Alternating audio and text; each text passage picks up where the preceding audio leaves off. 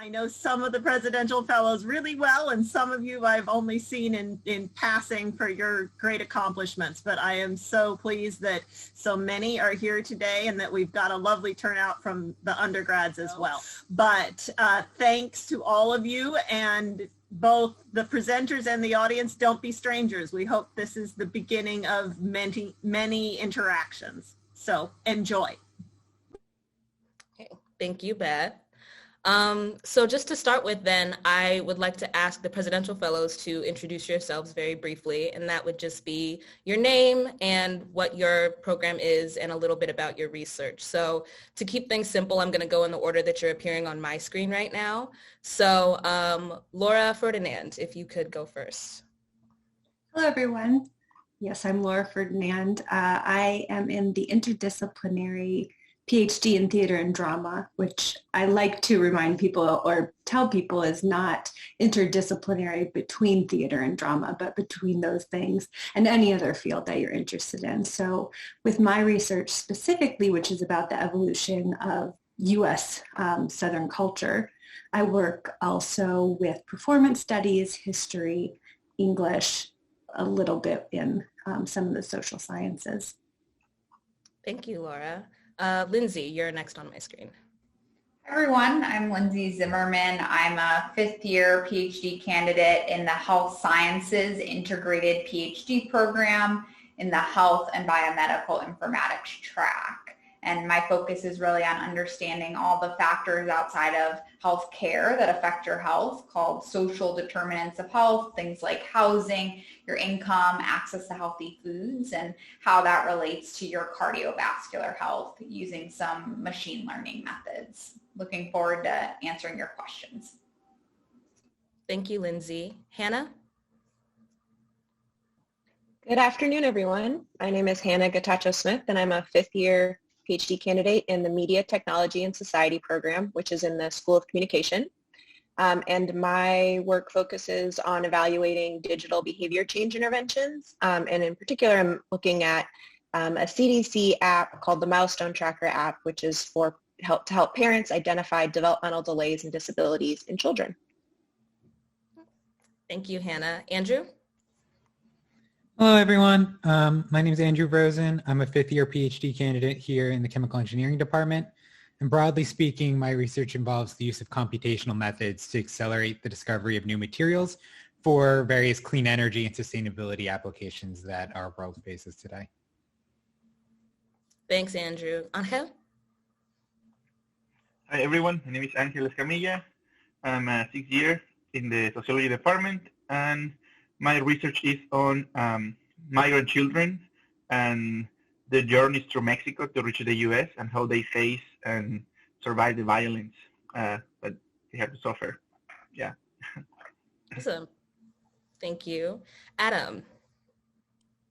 Hi all, my name is Adam Silverman. I'm a fifth year also in the Chemical and Biological Engineering program. My work is more focused in the biological, particularly synthetic biology track, and I work on engineering cells and non-cellular systems for the on-demand detection of water contaminants. Thank you, Adam. Sarah? Hi, I'm Sarah. So I'm in the Interdisciplinary Biological Sciences program here, and so that means we can rotate in labs from all different departments. I'm specifically interested in biology, so I'm in a biology-based lab, but that could have been chemistry or physics, whatever. My project is looking at our gene expression, so specifically in human skin, and so I'm studying that and then hopefully building a better understanding of how that's dysregulated in cancers. Thank you, Sarah. Laura LaRocca. Hi everyone, I'm Laura. I'm a fifth year PhD student in the Department of Earth and Planetary Sciences, and my research focuses on climate change in the Arctic, specifically in Greenland, and I try to understand how glaciers have changed over the long term using lake sediments and over the recent 100 years using historical air photos and satellite imagery. Thank you so much. Leah. Hi, I'm Leah Richardson. I'm a fifth year PhD candidate in the plant biology and conservation program, which is a joint program between Northwestern University and the Chicago Botanic Garden. And my research looks at how fire and the timing of plant reproduction and spatial relationships between plants affects their long-term persistence and their reproductive outcomes. Yeah. Thank you, Leah. And Catalina. Hi, everyone. I'm Catalina Rodriguez. I'm a fifth-year PhD student in the Spanish and Portuguese department, and my research thinks about the use of gendered pseudonyms in the 19th century Latin American case to understand how the use of these pseudonyms helped the writers construct an idea of female writing or women's writing. Thank you so much. All right, so now that we kind of know everybody, I'll start off with the first question. And I'm gonna kind of split my first two questions between half the fellows will answer the first one, half will answer the second one. If somebody that you wanted to hear a specific answer from didn't answer your question, that can be one of your questions. So the first question that I wanna ask is kind of a general basic one, which is just what made you decide to go to graduate school? And I will direct this question to both of the Lauras, Sarah, Angel, and Catalina. So Laura F., can you go first? Again, I'm going to keep picking on you because you're first on my screen. I apologize. I was thinking about this in preparation for the meeting, and I wasn't sure what I was going to say. I feel like many of my life choices are based on making the best out of the circumstances I find myself in, and saying yes to opportunities. So I did know that I always really loved learning. I found my undergraduate experience was not what I had envisioned, which was sort of like a Dead Poets Society, rigorous, like moving thing. And when I got out of undergrad, I was like, that's not what I wanted. And so I was also advised to take time off between undergrad and grad school. It seemed to be like the answer that everyone was giving me. And so I thought it was the appropriate thing to do. So I worked professionally in theater for a few years. But I did want to go back to school. Found myself in an opportunity where I could get my master's in theater at a school that would pay me to do so. So I took that opportunity, and I just kind of kept saying yes to things. So I can't say that grad school is necessarily a plan of mine. I've always loved teaching. I've always loved learning. So in a lot of ways, I think I would have ended up there in grad school either way. But then we can talk a little bit more about the choice of schools later. I think my take-home message, though, from this is there's lots of different ways of coming about to grad school. Even advice that you get, it doesn't really matter if you go straight to grad school or not. In my case, I did like the life experience that I had and the development of my ideas and personality. But we can get into those details as we go along. Thank you, Laura. Sarah, could you respond also? Okay, two keywords here. Undergraduate, research. So I was actually pre-med in undergrad, and then I did undergrad research. I loved doing research. I shadowed a doctor. I hated everything about it. I didn't want to live my life that way. And I decided that I would rather be discovering things all the time and kind of driving. This is not to say that pre-med is a bad option at all, but it wasn't what I was really passionate about. So it was kind of about realizing that this career track existed and that I could do research and discover things. And the best way for me to do that and get to where I wanted to be in life, where I could be driving research and doing exciting new things every day. Every day I have is different. I love that. I get bored easily. So that's what made me decide the PhD was the right program. Thank you, Sarah. Laura L., could you go next? Sure. I'd say my path was pretty similar in a lot of ways to Laura F. So I went to undergraduate at NYU for fine arts, and I kind of realized during that time that that's not what I wanted to pursue as a career. So I just started taking courses outside of my department, trying to figure out what else I would be interested in. And I took an environmental science course that I really loved. So after I graduated, I took some courses as a non-degree student to see if that interest kind of stuck, and it did. So then I pursued a master's degree, and there I kind of got a taste of research and realized that I really enjoyed it, and decided to move on to grad school. And yeah, I just really enjoy learning as well and keeping that knowledge fresh and going. Thank you, Laura. Angel, could you answer next, please? Sure. I agree with all of them. I also, when I finished my undergrad, I went and worked for a while, and I guess I was a little tired of research. I was like, this is just not what I was looking for. But then I find a topic that I like, and I especially find something that I didn't understand and I wanted to understand. So it was more about like this desire to know more, or like find the right answers to the questions that I was asking. But something interesting is that I suggest you, like Laura said, to go and work if you are not sure about grad school, to find out. That happened to me, and what ended up happening is like I ended up doing research in my work. I ended up like doing free research for them, working every afternoon, and I was like, wait, why am I doing this? And on top of my work, when I could do also just research, right? And that's why when I decided to, maybe I should go to grad school, right? Maybe that's when I will find the kind of environment that I want to. So I guess my advice is, if you are not sure about grad school, find a topic, or work on it, and try to test your research, because research style life is very special. Sometimes it's very unique, and sometimes looks fascinating, but once you are actually doing it, it might not be what you want to. So test it first, especially during undergrad or while you're working, and see if you like it, and then you can for sure find a place where you can land to keep your endeavors up. Okay. Yeah, thank you, Angel. And Catalina, can you respond as well, please?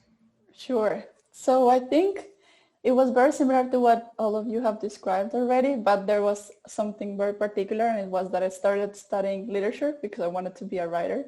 And when I started, I realized that all of us wanted to be writers, so it wasn't that unique. And then one of my teachers was a writer, but she was also a feminist theorist. And I discovered that you could do both, and it was somehow more interesting for me. So I think just being in her class and letting her push my own thought boundaries allowed me to think that grad school was a good place for me. But I was also advised to take some time off, as Laura F. And I did, and I ended up getting a job in the same university that I was, working in like the bureaucratic administrative side of research. And that was crucial because it was 2 years that felt so empty for me, because I was just running budgets or like reading other people's projects and realizing that I wanted to do my own project. So that was, working for a bit was crucial for my decision. Thank you so much, Catalina, and thank you, everyone. So my second question is pretty related to the first one, and actually some of the fellows already have kind of responded to this with the question that I just asked. But this question is, what drew you to your current research? You know, what kind of made you decide that this was the thing that you wanted to do? And again, there's some overlap with the last question, so if you feel like blending them, go ahead. And this is for the rest of you who did not respond to the previous question. So again, going just kind of in the order that I see you on my screen. Lindsay, could you answer this question first? Yeah, sure, definitely. So in undergrad, I too was pre-med, was pretty set on that, and had, during the time I was taking my MCAT, had just happened to take a public health and epidemiology course, and really fell in love with that kind of population view of health instead of the kind of individualized patient care that you do when you become a doctor most of the time. And so that really forced me to reconsider what I was doing and made me decide to apply and get my MPH after undergrad. I got a MPH at UIC here in Chicago with a focus in epidemiology, and really loved the focus on data and research. I knew I kind of liked research because I also did undergrad research I did research during undergrad. And from there, went to work at Cook County Health, which was a public hospital system here in Chicago that serves individuals regardless of their ability to pay.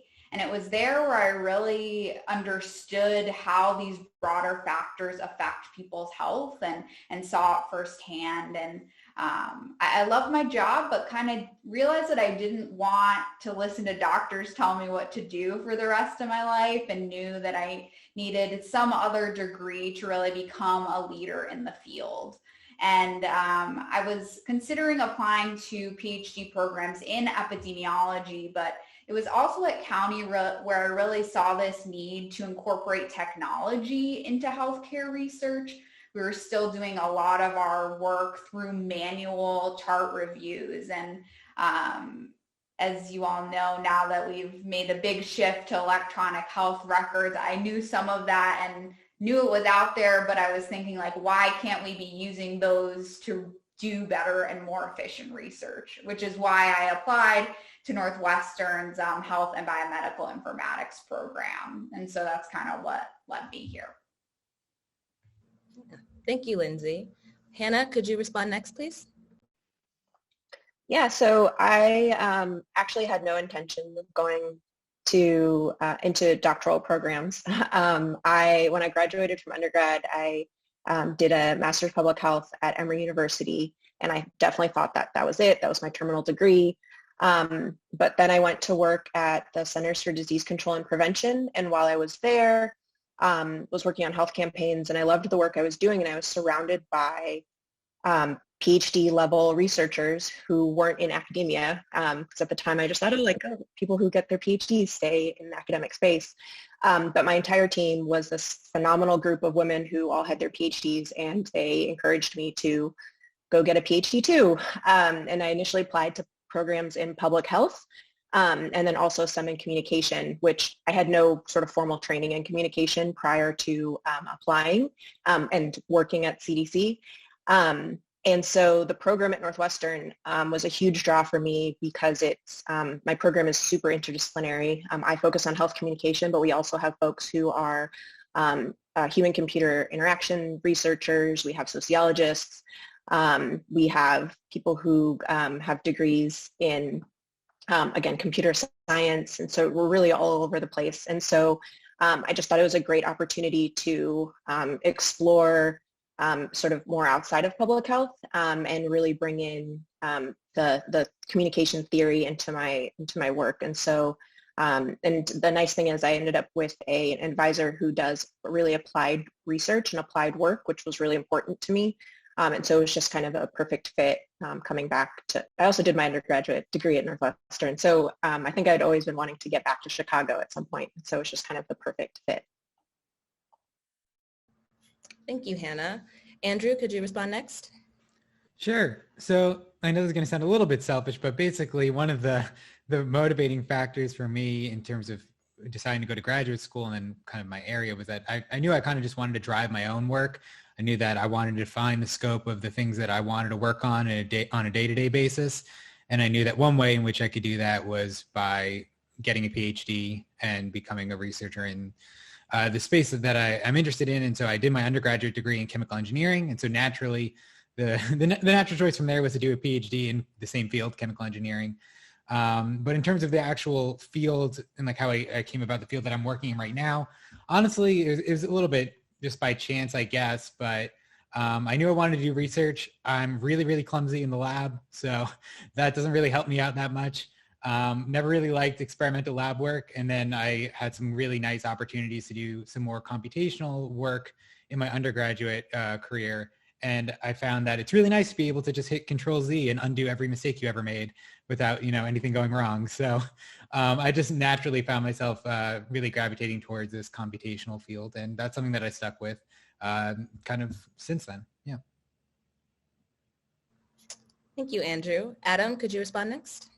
Sure, yeah. And I think my answer feels like kind of halfway between Hannah and Sarah's. So I had no intention from the beginning of my undergraduate career going into academia, and I wanted to really, I was interested in biotechnology. I was interested in the biotech industry. I wound up getting involved in an undergraduate research lab just to kind of figure out what that was like, and really fell in love with the research in synthetic biology.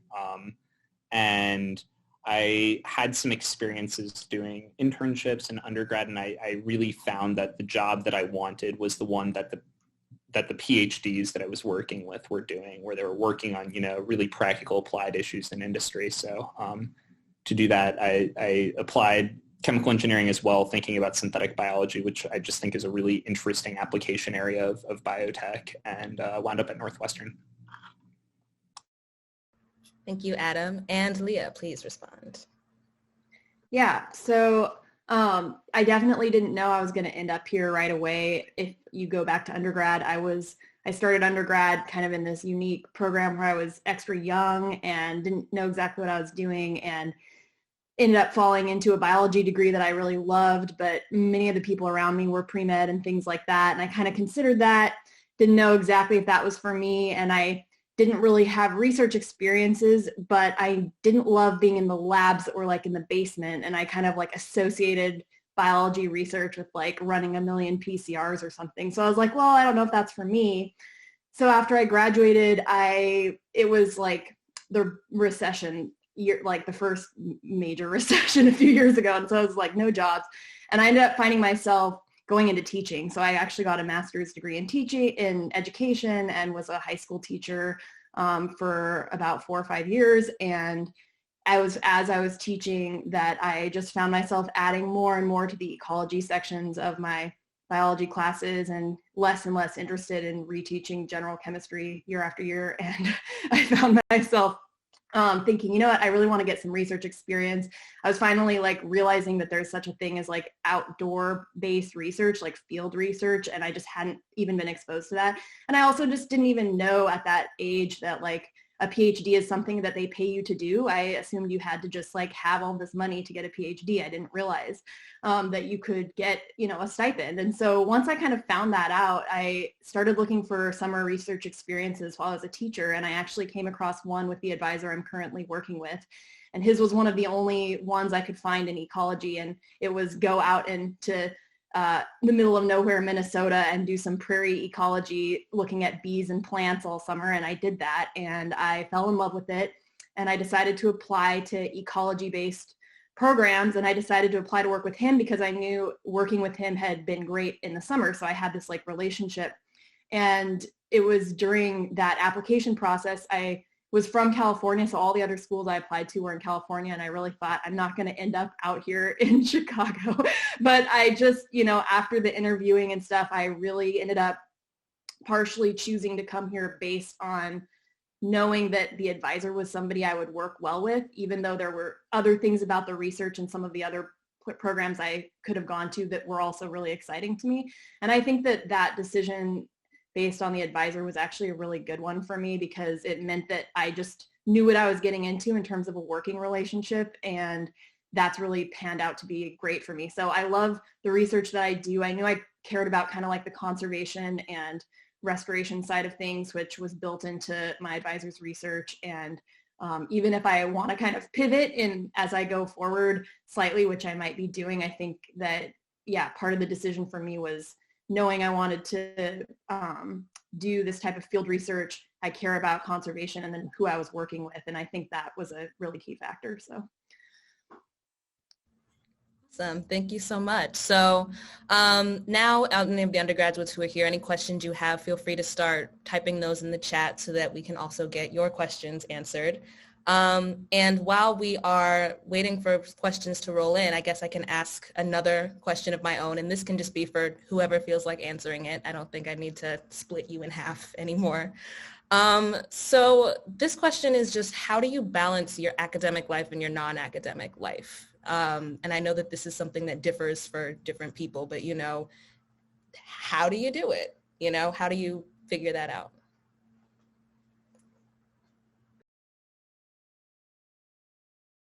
/ what has worked for you? I can start. I may have a little bit of a different experience, but I can share a little bit. So I had a baby in January 2020, and that completely changed how I approach graduate school. So prior to having a child, I worked a lot, but it was really nice because my work was something that I could do sort of on my own time for the most part.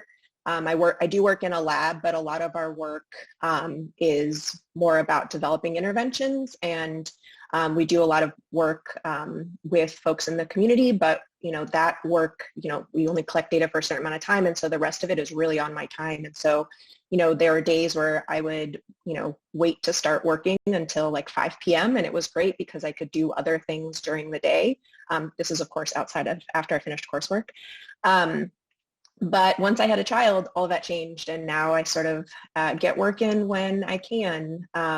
It's in between naps or after he goes to sleep. But it really has been kind of nice because it's actually really forced me to have dedicate more time to spending with my family, because I have a 1-year-old who wants to play and do things. I'm like, oh, great, let's play and do things. And so I think, but prior to this, it was, again, you had the flexibility and you're on your own time. I had the flexibility and I was on my own time. Now it's, I'm sort of on my kids' time in terms of when I get work done.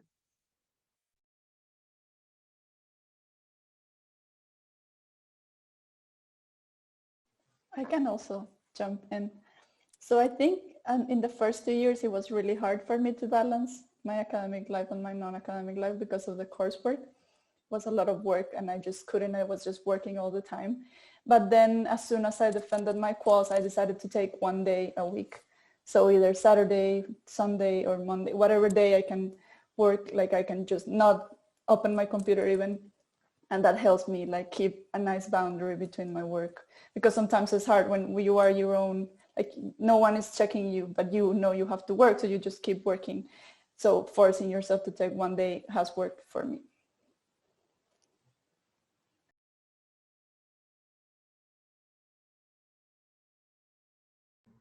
Anyone else want to answer that question, or, oh, Adam? I just want to add on to what Catalina said, which is that I think it's very easy to fall into that trap a lot of the time in graduate school. I'm an experimentalist, so to some extent, the divide between work and not work is kind of physical, right? When I go home, there's not a lot of work that I can usually do. But one thing that's really important to think about when you're looking at programs is the community of people that you're joining. So my lab, for instance, is very good about making sure that no one is spending all night in the lab and saying, like checking up on each other and having a community in that way, I think is really important, because if you wind up feeling very alone and you don't have that community to work through, I think it's very easy to let graduate school consume a lot more than what you have. So community is a really big thing, I think, there.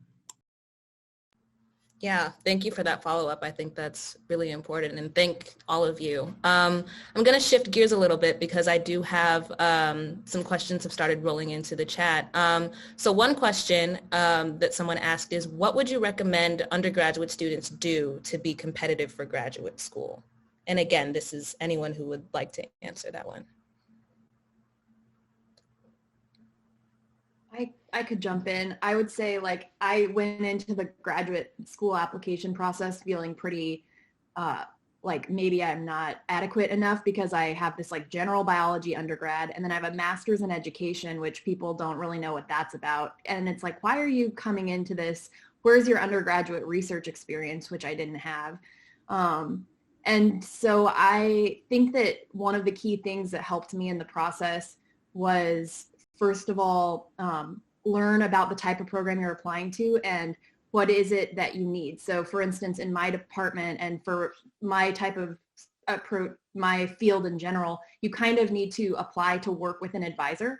And even though you're getting accepted through the school, you need to reach out ahead of time to specific advisors so they know that your interests, what they are, and they know that you're applying to work with them.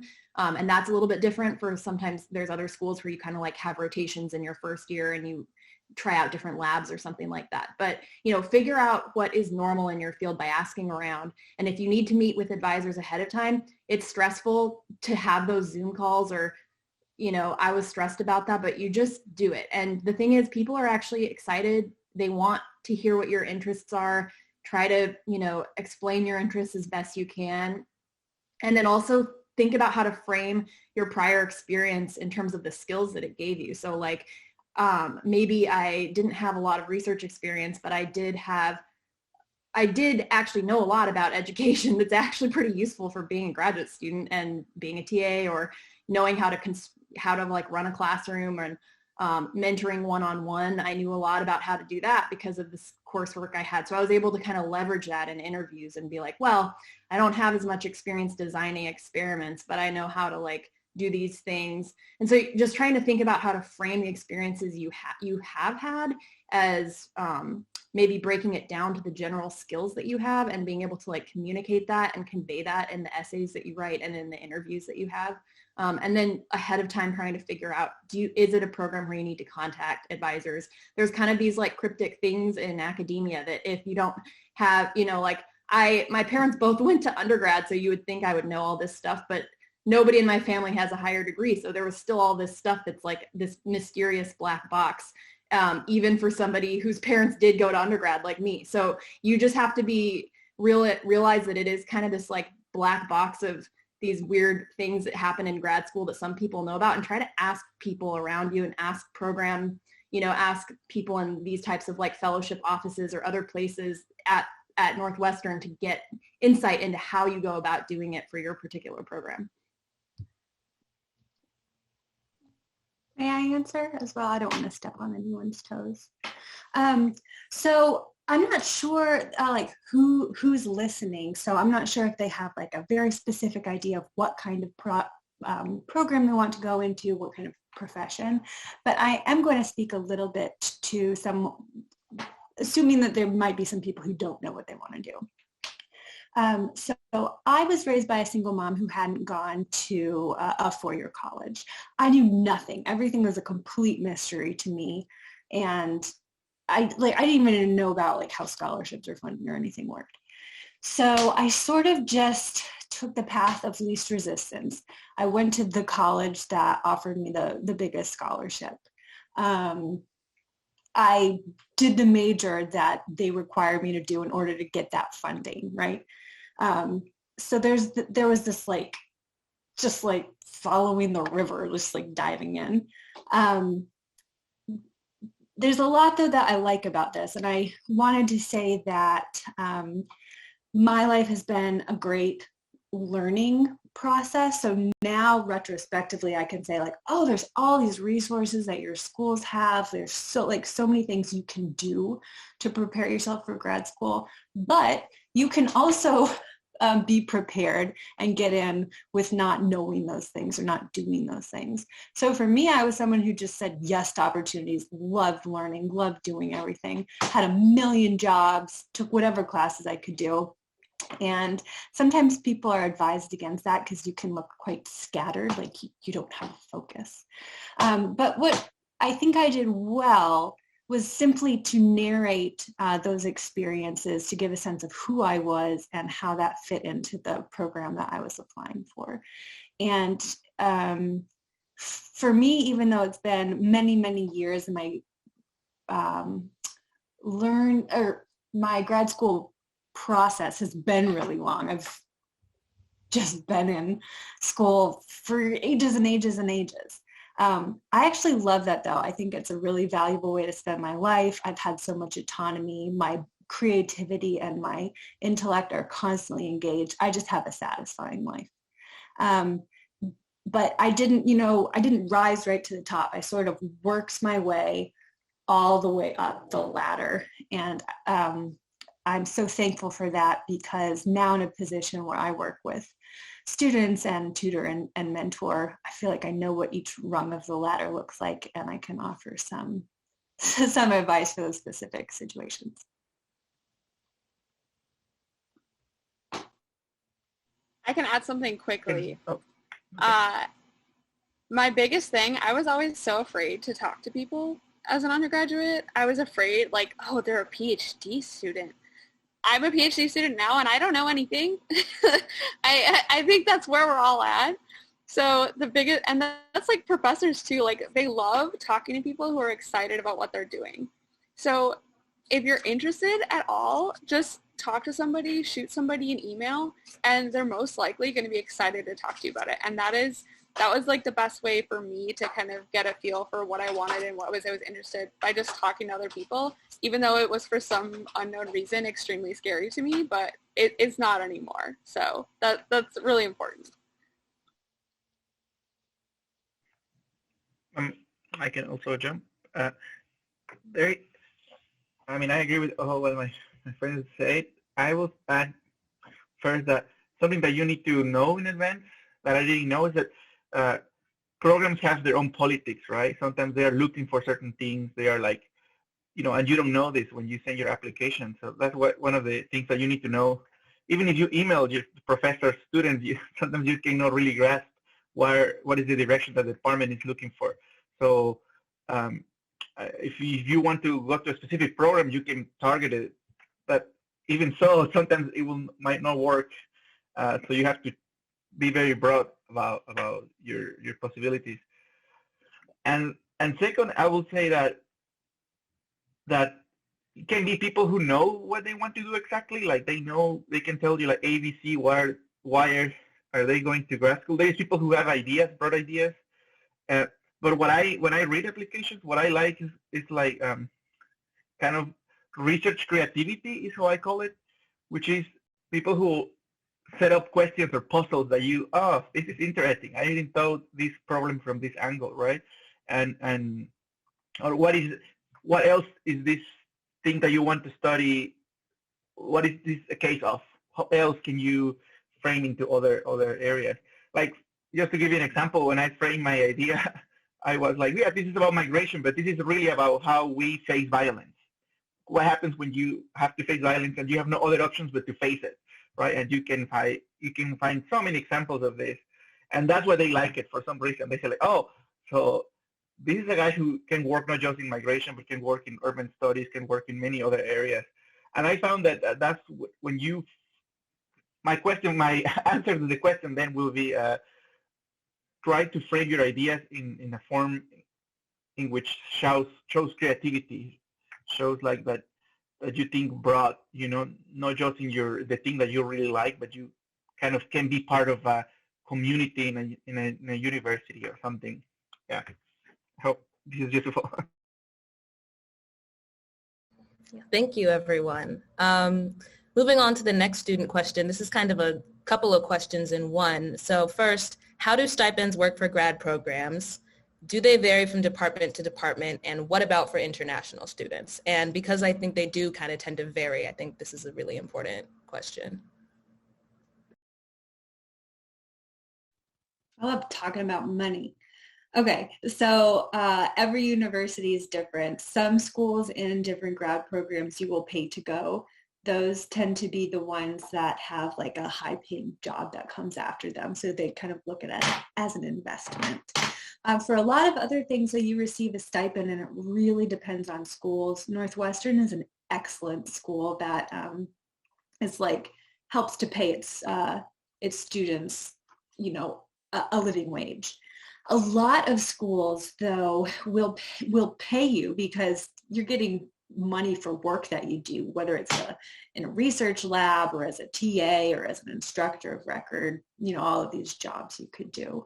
And that really varies. They tend to pay your cohort in your program the same amount, whether you're international or not. You can get outside fellowships to supplement that, but I think money is a real concern and consideration when you're looking at programs and then choosing between the ones that you get into. Now, I will give you a secret. They tend to pay sciences higher stipends, but if you get into a fellowship that's interdisciplinary, so takes people from all over the university, if you're in humanities, they have to pay you as much as the scientists. So that just to look for those opportunities is really, really great. I can chime in briefly as well. So from the STEM perspective, pretty much all programs will pay for you to do your PhD studies, but for masters, that's a little bit more dependent on the school. But regardless, it definitely does vary department to department, even within a given field. Usually adjusted based on the cost of living and a little bit about kind of how prestigious that university thinks they are. And they'll maybe offer a little bit more money. But one thing there's a nice tool online. There's a website called phdstipends.com where people have just inputted their own stipend for different fields. It's not exhaustive by any means, but if you're curious what some of the going rates are for some PhD programs, just check out that website and you could scroll through by your field and you can get a feel for what some of the stipends are at the universities you might be interested in. Yeah. And do look up living costs of Yep. The cities that surround them. Yep. Yeah, I would just add that I wouldn't discount the funding thing as you're making your decision. I was kind of choosing between Columbia and New York, where you had to take out loans to pay for tuition and afford a place to live, whereas Northwestern guaranteed funding for all 5 years, and especially the first 6 quarters was kind of funding that you're provided, no questions asked. After that, we had to do a little bit more work in terms of rolling on to other types of training grants or seeking out external funding for our dissertation work. But at least knowing that I would be covered no matter what, whether that means that I would have to TA or become a research assistant in somebody's lab, I just knew that having that comfort meant that I wouldn't have to think about how to pay my bills while I'm also trying to do the research that I'm doing. And so I wouldn't discount that as you're making your decisions on grad programs. And I can also speak to the next question if we're starting to roll into that too, but I'll wait. It looks like Angel wanted to say something. Also, yeah. No, sorry, Lindsay, you can go again after. Just don't forget that I agree. I did the same decision that Lindsay. I choose Northwestern. I mean, I had another option who was perhaps higher ranked, but the income and the guarantee stipend was a big deal. But also something to consider is resources to do your research, money to do your research. It's something sometimes we do not think about it, and I didn't think about it, but I'm very grateful that Northwestern has a good amount of resources to pay for your trips, for equipment, research, and that's talking to friends from other schools. Sometimes that's not the case, and you have to take this from your own pocket, which means like your stipend becomes less good. So also think about what resources the university or like what external sources do you have to pay for the kind of research that you have to do, because at least in my case, it seems that I will not spend more money, but I do spend quite a lot of money sometimes. And it's good when you can find other sources of pocket instead of your stipend. Yeah. I have one last really quick thing that I just thought of from what Angel said, which is that in some STEM fields, different professors will be accepting grad students in different ways. So like at Northwestern, you're guaranteed funding, and that is from the university. So my research doesn't have to be under my advisor's grant per se, because my funding is coming from Northwestern. And this was something I did that's very unclear sometimes. So if you're looking for like STEM fields especially, ask the advisors you're applying to work with, are you underneath a current grant that they have? Because if you're working on if they have NSF funding for a specific grant and they're getting a PhD student for that grant, then your research topic has to actually be really related to that grant, and you don't have very much leeway. Whereas if the university is providing you funding independent of their grant funding, then your topic can be much more differentiated from your advisor because you aren't being funded directly by their grant. So just ask about that. Yeah, thank you, everyone. One thing I want to add just really quickly before we move into the next question is just that because there's some undergrads on the chat who may not necessarily go specifically into PhD programs, funding and things don't work the same for PhD programs necessarily as they do for master's degrees and for, more of the professional degrees like medical school, business school, things like that. So definitely take all of this into account if you're looking into PhD programs, but if you're looking into other kinds of graduate school, that really will vary depending on school, department, et cetera, and you should do some of your own more research on that. And if you might, ask that as a question to fellows after this conversation in email, if people are willing to talk about also, that. I have to add something because it says about international students, which is, I think, is also important. Like, sometimes your university is very connected to, if you study abroad, sometimes your university is very connected to the U.S. academically. In my case, it's not. Like, I didn't have, my recommendation letters, I have to translate each recommendation letter, and it was very awkward for me. Like, nobody knew. They kind of didn't know that there was such thing as stipends or things like that. So my recommendation, if you're in Northwestern, perhaps you already know, right? But my recommendation is sometimes there are languages that we're missing when we write or letters, or when we are writing or application proposals, everything.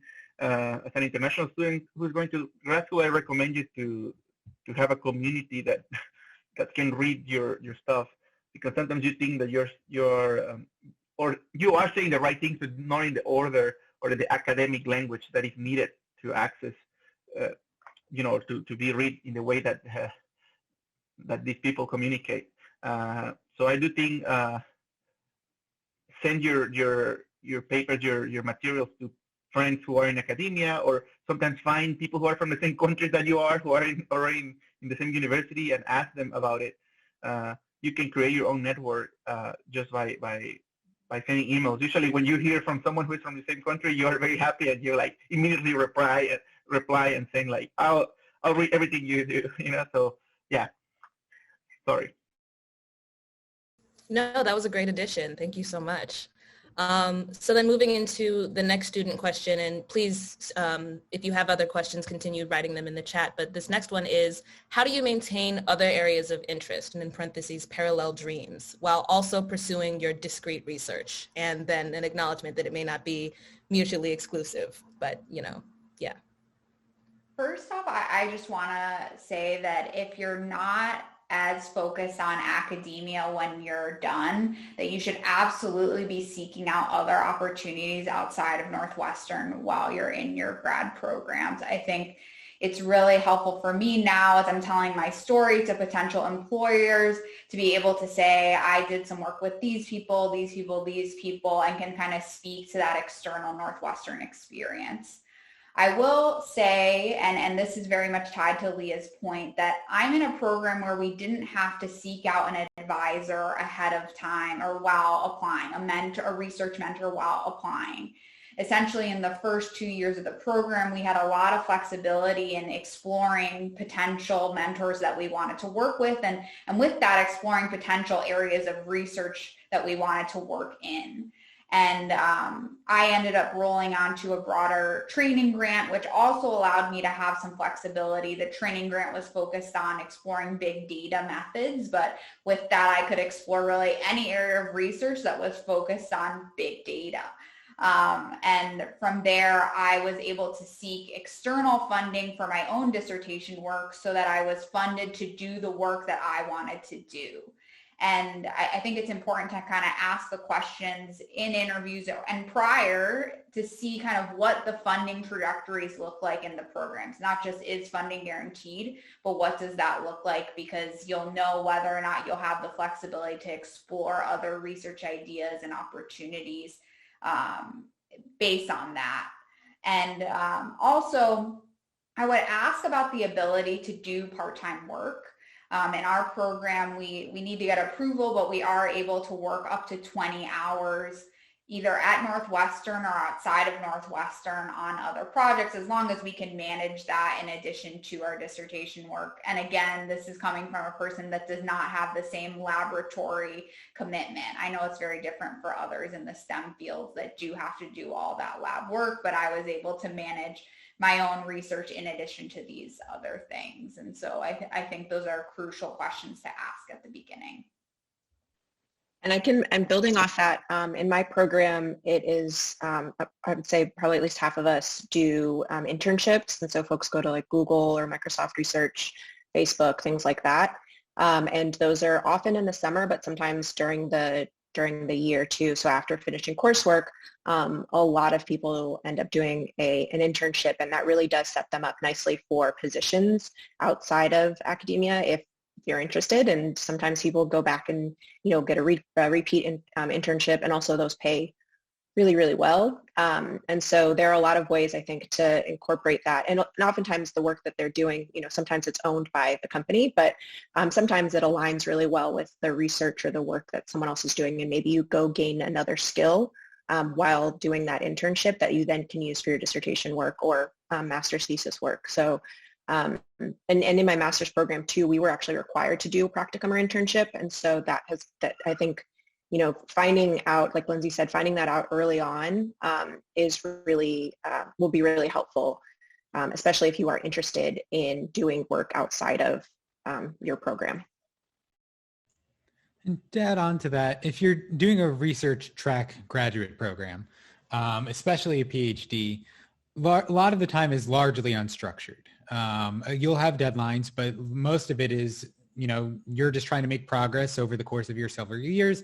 And of course you need to be working to do that, but your hours are largely set by yourself. And so with that in mind, there's nothing really stopping you from using a chunk of time to go pursue whatever it is you want, whether it be informally learning something about a field that is not your direct field, or perhaps more formally, like after you're done working on whatever your main project is. Just trying out other opportunities. Of course, the logistics will differ. For instance, in most STEM fields, you can't accept like another job simultaneously. That would be like a separate internship you do in place. But regardless, like what I want to emphasize is that the time is largely unstructured. So you make the most of whatever that time is. And I've certainly worked on projects that are not at all related to my own research whatsoever, just because I wanted to still be intellectually engaged with something, but didn't want it to be my thesis research that I think about all the time. And that's been perfectly fine. And I've enjoyed that experience as well. So you make the most of it. Because everyone's spoken so well to the opportunities you can do outside of the school, I'll just mention that there's things you can do within your institution as well. So all schools have things like this, but I've been really surprised at how many wonderful offerings different schools have. So Northwestern alone, I've been able to work at the university press, gotten a year's worth of publishing experience, work at the graduate writing place, get tutoring, writing teaching experience. I've been able to develop improv, my teaching skills, and I was even able to do like performance art and go to Prague. And a lot of this is just like seeking out fellowships and opportunities that your school offers. They're amazing because they're coming from your institution. They're often like fully funded, and I'm able to have a rich experience with my life, but also like, learn and develop these different areas that are sort of tangential to my research.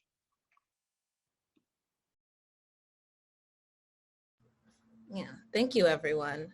So we don't have any more student questions at the moment. If you have more, please feel free to type those in. And as you noticed, Leah unfortunately had another meeting, and if other fellows need to dip out, understandable. And again, you can email everyone after the fact.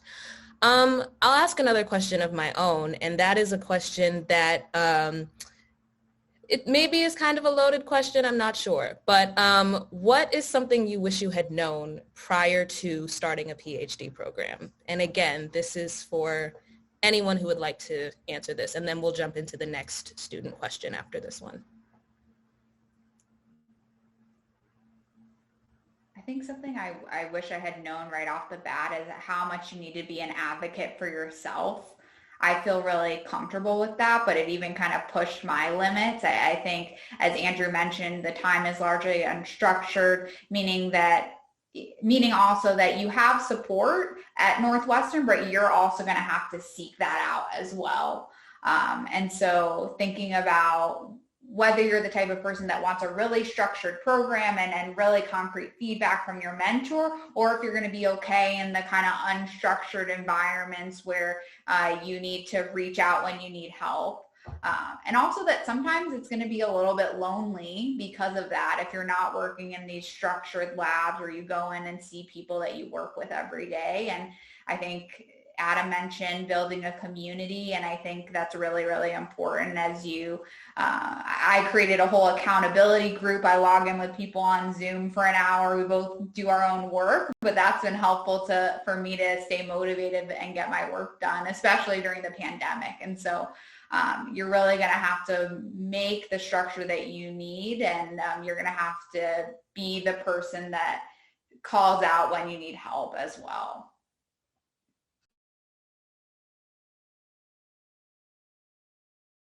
I would just say, this is just a general piece of advice, but don't discount your gut feeling about things and your general feel of a program or a professor you're talking to or graduate students at the institution you may be talking to.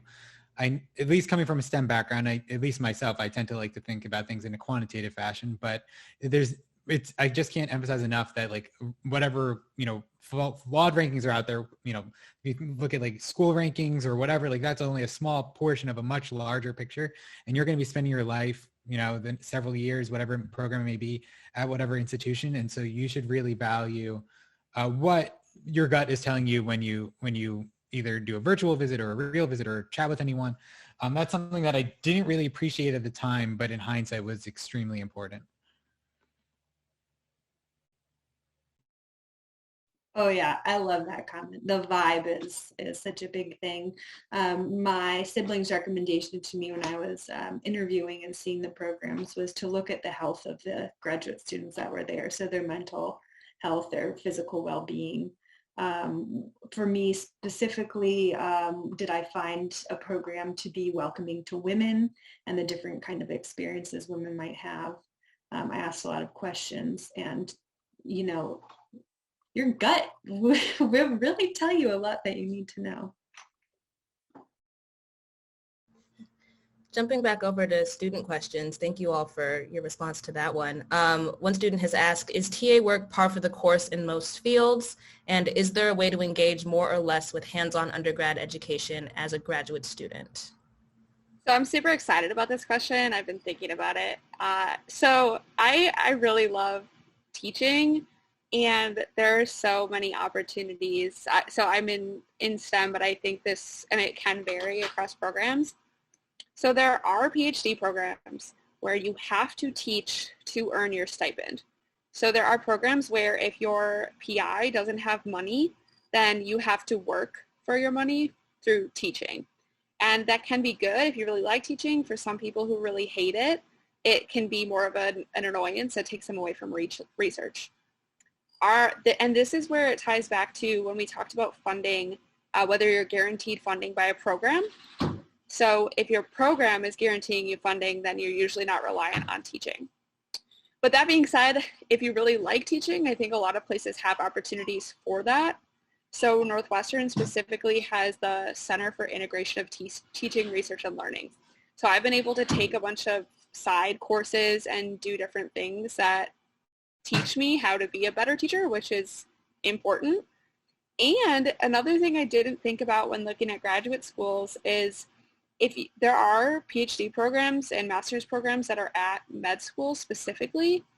And the thing to keep in mind about those is there are no undergraduates there.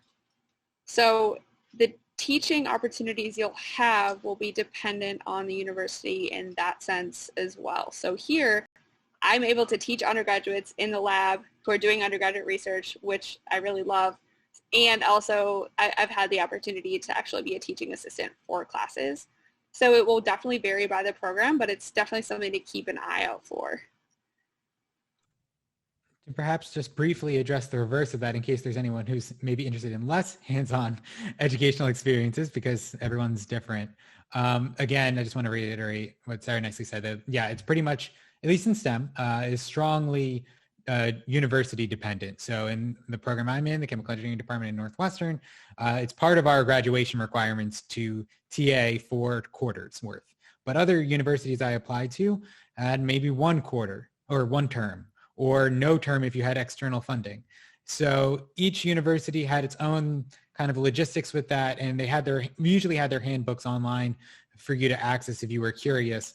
But yeah, at least in the STEM field, that seems to be, it does tend to fluctuate. But of course, most universities have many more opportunities. If you're actually interested in doing teaching, there's often many additional opportunities for those that are curious.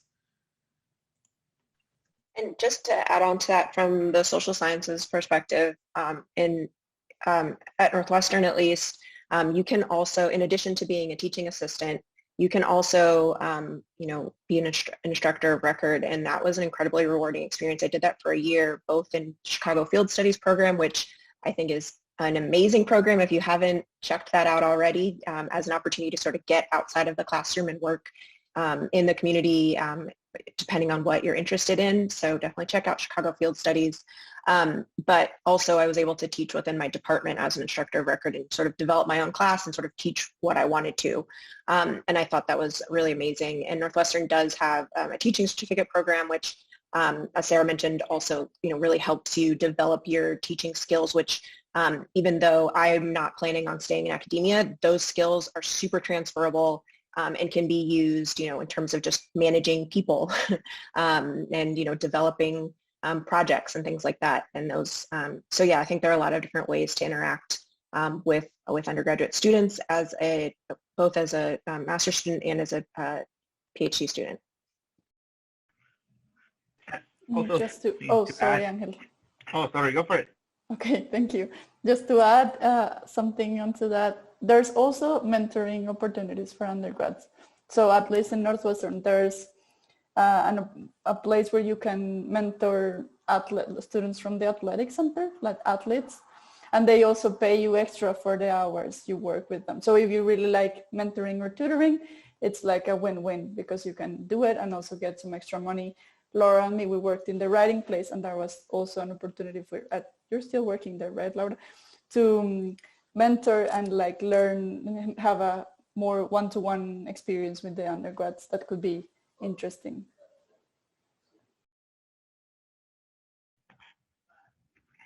Okay, just to add something on top of it, something that I'm learning now, if you want to go to academia and then you want to get a job in academia, is that there are different types of universities that are looking for different kind of skills. Like, for example, if you want to keep doing research and you are going to apply to like top universities, they might not be that, they don't care much about teaching, but if you're applying to universities who are in the lower rankings, sometimes they are looking for people who have teaching skills. So for example, I found many of my friends have problems because they don't have teaching experience, but they want to go to a school to require graduate students with like a lot of teaching skills, and I will say, my point is, as sociology department in Northwestern is a very research track department, but if you want to teach, push for it. Sometimes people will tell you, focus on your research, just do your research, that's your key to get a job in academia. But I think the more you add, the more skills you add to your portfolio, the better, and the more opportunities you will have in the future in the application. So yeah, focus on your research, but also teaching is a good component, I think, that you should add. Yeah, thank you, everyone. And so the next question we have, this is a question that wasn't asked directly. I think it's been addressed a little bit, but I think it's still important to ask, which is it common for students to hold positions outside of their programs and outside of the university while doing research and studying? And the student adds, I'm currently a cadet, so I'm looking at pursuing graduate programs while carrying out my service obligation.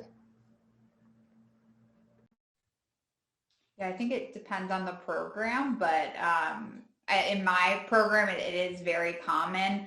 I don't know if we've touched on this yet, but I think Northwestern's residency requirement, meaning living in Evanston or Chicago, is only 2 years. And so I do know people that have also done their coursework in whichever campus they're located on, and then have been able to finish their research work in a totally other location. And so I just wanted to mention that as well.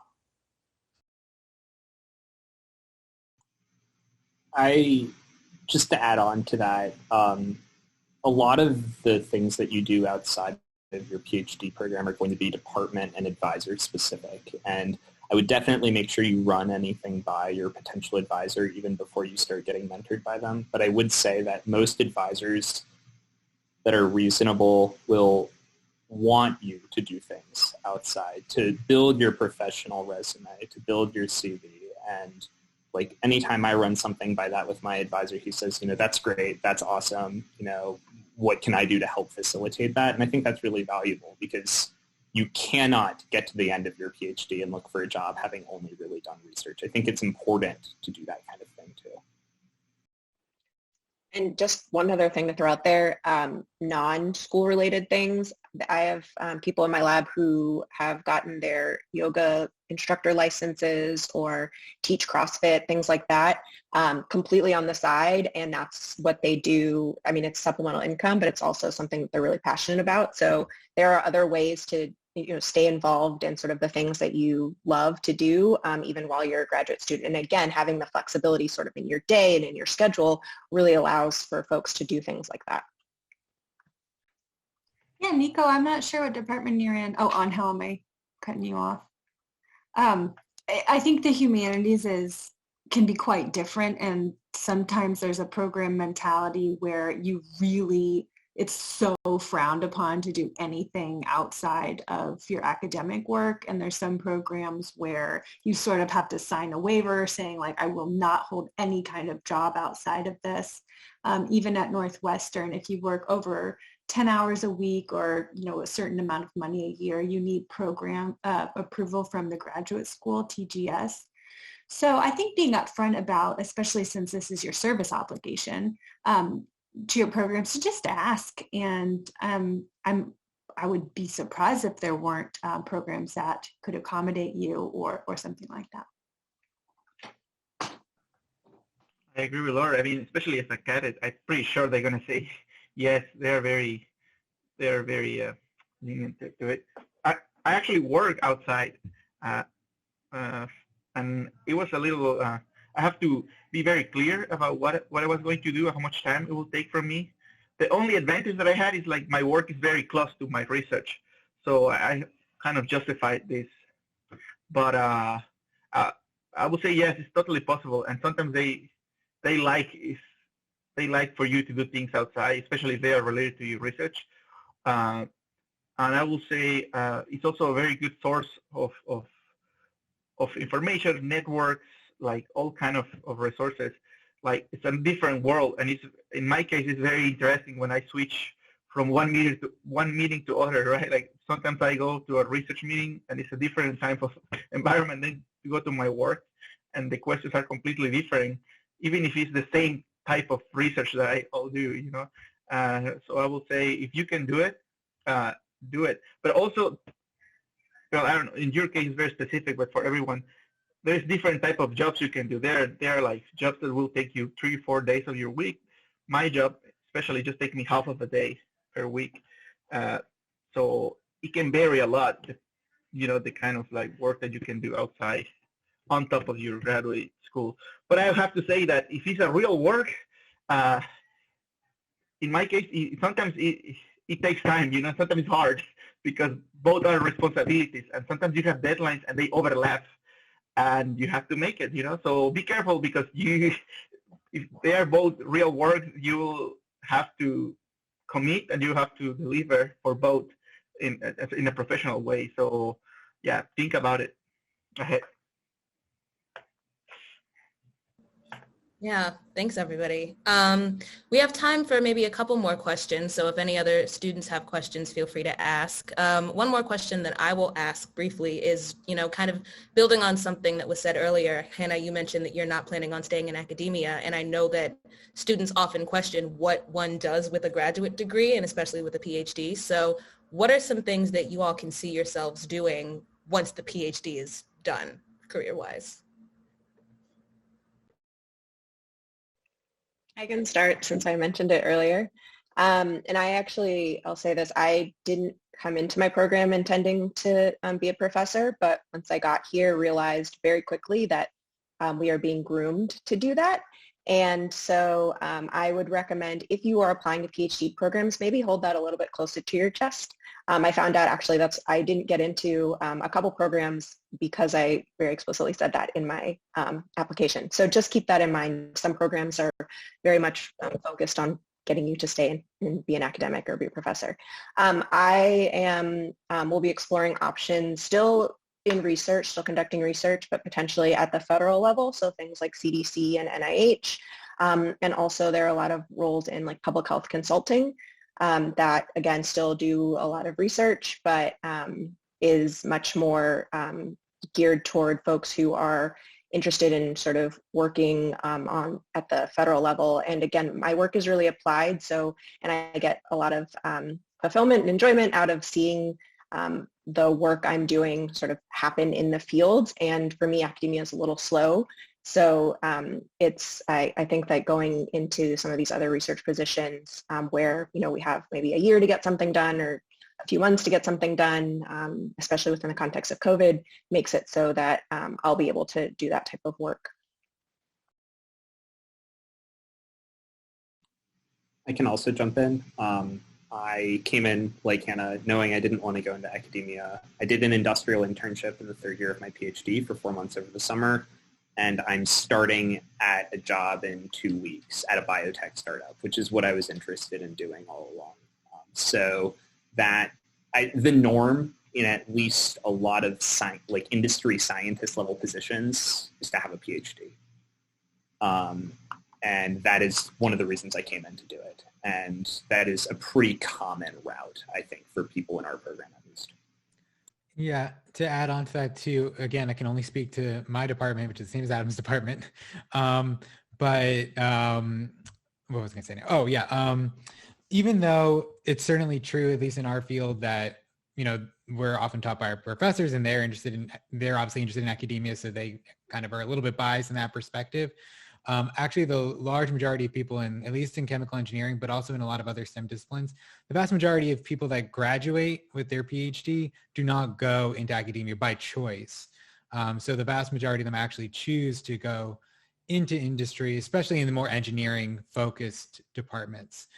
So I actually know in my year's cohort, I think it's just me and one other person potentially who's interested in academia. So even though, it may seem like that's the kind of the status quo option, like the default option, actually in some departments, especially the ones that are more applied, that's not actually the average route for most graduate students.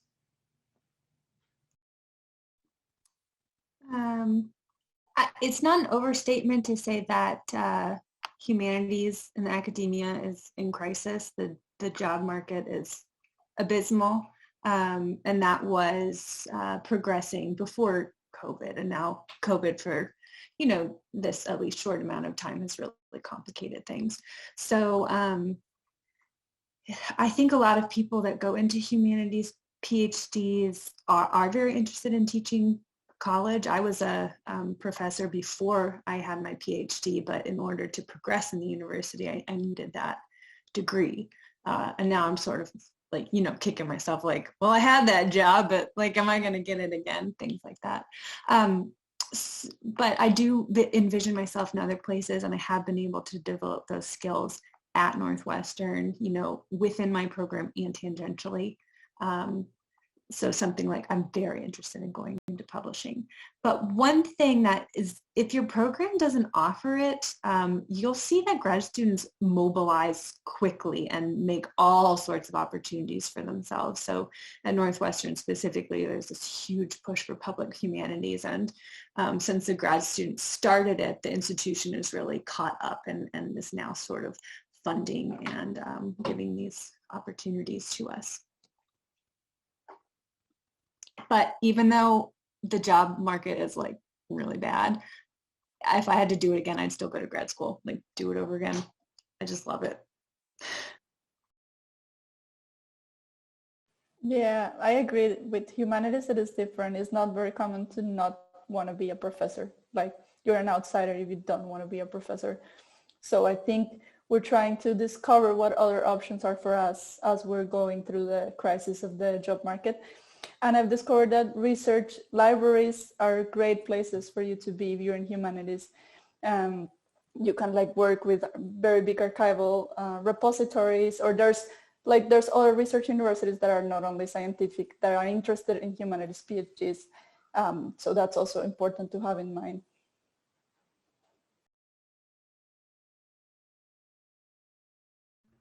On that note, there's also, I know I didn't know what the existence of this job, a postdoc, was when I was an undergraduate. So it's a lot of people, especially in the sciences. So I'll finish my PhD. That'll be like a 6-year endeavor. And then there's this chunk of time before a lot of people apply for professorships that's a postdoc. So personally, I'm not 100% convinced at what I want to do, but I know that I should do a postdoc to figure that out. So it kind of gives me another opportunity to explore.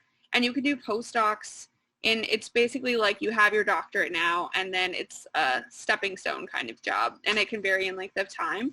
But you can do those in industry positions. You can do those at places like the NIH, and you can do them in an academic setting as well. So you don't have to necessarily know for sure going into a PhD, but you have kind of different modules of your life where you can do internships or postdocs or kind of side things to still explore what you're interested in.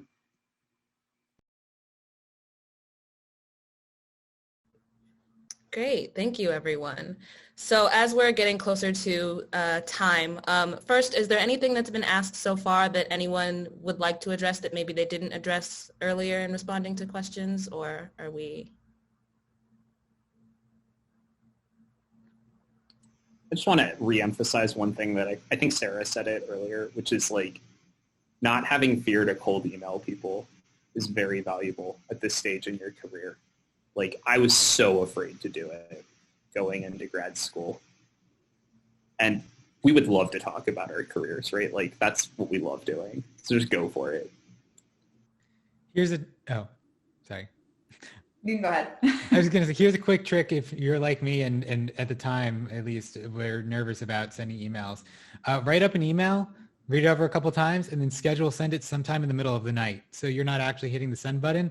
It'll just send sometime later on. And like, it gives you the opportunity to reflect, like, oh, if an hour later you're like, oh, I wanted to change what I wrote, you can do that. But like, you know, by the time you wake up, it'll be gone, and that's that. So that's one quick tip.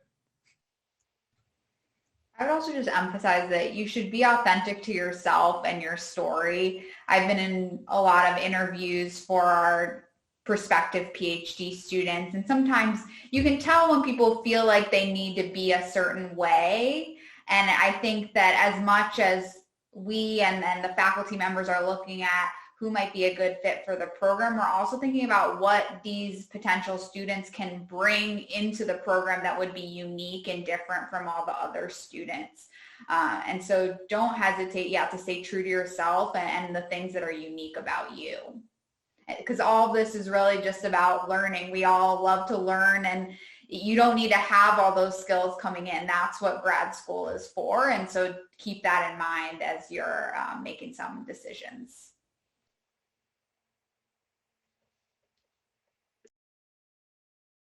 Wonderful. So then the last question, and this will, I guess I can pose it to all of you, and you've already all kind of answered this. You've been giving great advice this entire time, but if there's any advice that you have not given, or like one thing that you're like, if you're applying for, especially PhD programs, you must know this, what would that be? And I'm going to ask all of you to answer that. So Laura F., I'm going to pick on you again because you're first on my screen. Or if you need more time, I can ask someone else. You need more time.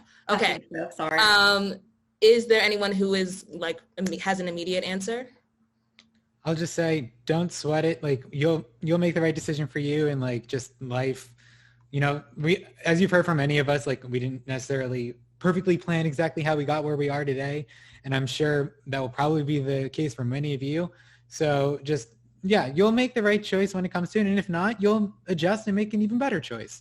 So it's just part of life and living. Don't sweat about it too much. That's just what I want to say. I'll just second what Lindsay said before, just being upfront about what your interests are. I really was interested in doing K through 12 outreach, and during my interviews I was really upfront about that to the advisors, and I definitely could tell which advisors were into that sort of thing and which weren't. So just being open and honest about all of your diverse interests. I think I will stress the point of the community. I think that's the biggest, like most important learning for me in my PhD outside of the academic, and it is that having people that care for you surrounding you, it's crucial. So when you're looking at a PhD, you try to reach out to the grad students and just get a sense of how the environment is, because that will for sure change your experience. And it's more important than how good the university is or how much money they can pay their stipend. I think the community will be crucial. One last thing that I haven't mentioned that I usually tell other people is to really think about the broader location in which the university is in. I've done so much work at University of Chicago. Chicago's a hub for healthcare and health tech, and so I've done other work with other organizations like that. And so really think about kind of where the program's located and whether there are other resources outside of the university for you to tap into as well.